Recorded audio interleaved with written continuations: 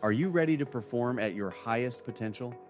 Welcome to the Performance Matters podcast from GP Strategies, your talent transformation partner. In each episode, we'll interview industry experts and explore best practices and innovative insights to help your organization improve performance.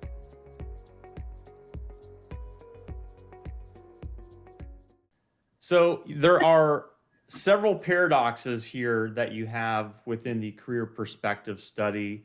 Let's just start with the first one. I'm very interested. So let's break this down. Leah, do you want to take the lead on this? Yeah, absolutely. What is the first paradox, first of all, and then let's make sense of it. Yeah, let's do that.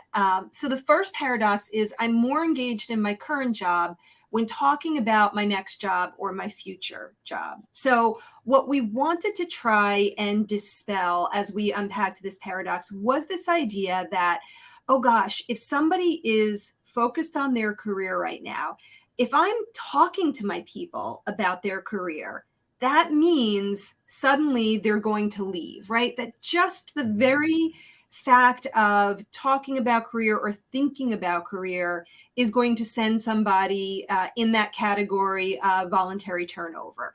And in fact, that's not true at all. Such a myth. It is such a myth, right? And are people engaged in their careers? Career important to them? Absolutely. You know, what we saw in the data was that 75% of employees say that their career is a priority for them, particularly in this past year.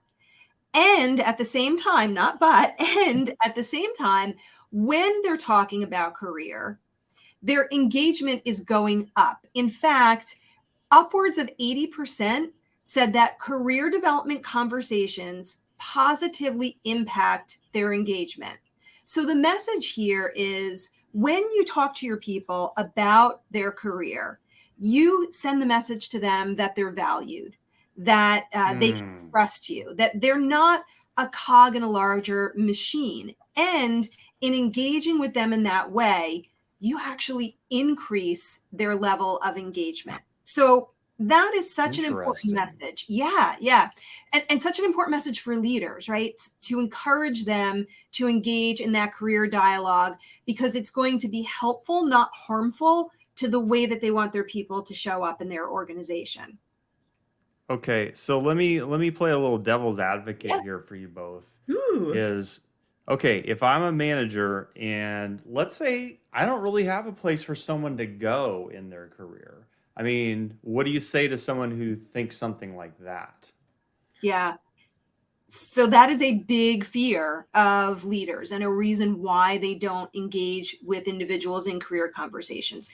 The concern that they have is if I can't promote, if I can't, give additional compensation, this is going to be an unsatisfactory, difficult, negative discussion.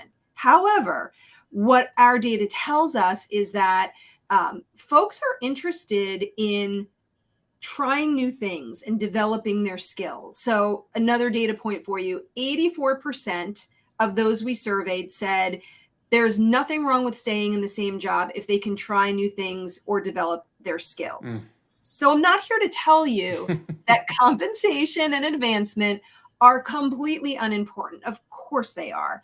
That being said, what's also true, we know this in the data, we've seen this year over year, is that what people really want to talk about is skills that they want to try, the new things they want to learn, and the issues that are most important to them.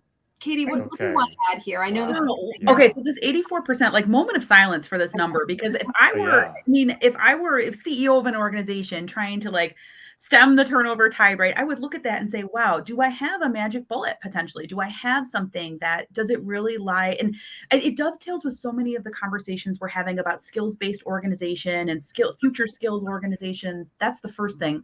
But the other thing that comes to mind for me, Leah, is like how much this this totally jibes, resonates, aligns with our point of view on career all the way along, right? Growth does not always mean up. There's so many different ways that you can develop people. There's so many different levers that you can pull that are not necessarily a higher level promotion or additional compensation. And in fact, for the former, we're finding data that suggests some people don't want to be promoted if that means becoming a people leader. That's a whole other survey that we could potentially do. But I think that the headline is that, development or growth does not always mean up. There's so many different things that a leader can leverage to get their people exposure to new people, to new opportunities, to new ways that they can continue to upskill.